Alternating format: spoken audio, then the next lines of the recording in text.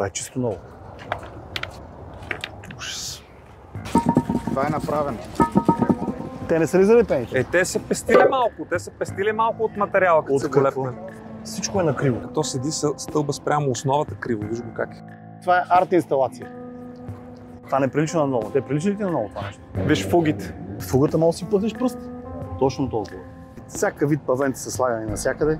Малки, големи, намествани. Тук има един квадрат, който хоп, тук сме имали една плочка и сме си я сложили. Не сме направили пак павета. Естетиката не ни е ценна. Добре се засичат. Да. Тук имаме 2 см разлика. Ако си незрящ човек, следваш линията. Тя къде те води? Къде те води? На паркинга.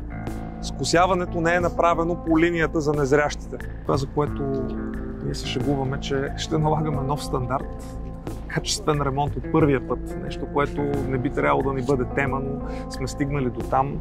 Вече, че надеждата ни да бъде да видим нещо, което е направено от първия път като хората, без забележки. Да. Но всичко това зависи от този, който приема обекта или този, който следи за качествения контрол. Тук такъв е нямало. Аз не мога да си спомня дали преди това не беше и по-добре. Това нещо най-вероятно след зимата ще трябва да се ремонтира отново. Не само не успяваме да опазим нещо, което е направено преди много време, ами успяваме да го съсипем и после покрай ремонта съвсем да го доунищожим. И което е големият проблем, че всеки един ремонт на ремонта, ние вместо да облагородяваме нови улици, нови квартали, райони, ние...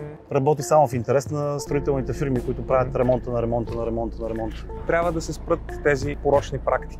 Начинът, по който се правят обществените поръчки. Така че да има доста по-голяма конкуренция, доста по-голяма прозрачност, кой как ще го прави. Да има много по-голям контрол. Това хората не го виждат от надзора ли? За мен като гражданин е непонятно как това нещо някой може да се подпише под него и да каже, че това представлява добре свършена работа. И ако това ни е критерия за добре свършена работа, до кога ще го търпим? Това безобразие. Гласувай с номер 85.